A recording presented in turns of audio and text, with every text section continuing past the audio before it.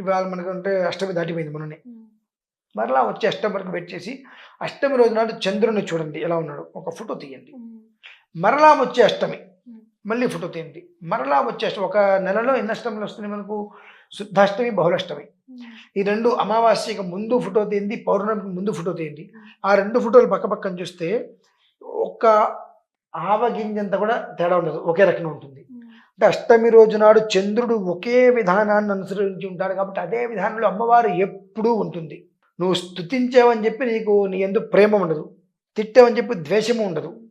నువ్వు ఏదైతే చేసుకున్నావో దాన్నే ఫలితంగా నీకు ధారపోస్తుంది అమ్మవారు. అందుకని అష్టమి చంద్ర విభ్రాజ దళిక స్థల శోభిత ముఖ చంద్ర కలంకాభ మృగనాభి విశేషక అనేటువంటి శ్లోకాన్ని 183 సార్లు పారాయణ చేసుకోగలిగితే లలితా సహస్రనామ స్తోత్రం మొత్తము పారాయణ చేసినంత ఫలితమైతే లభ్యమవుతుంది. అంతే.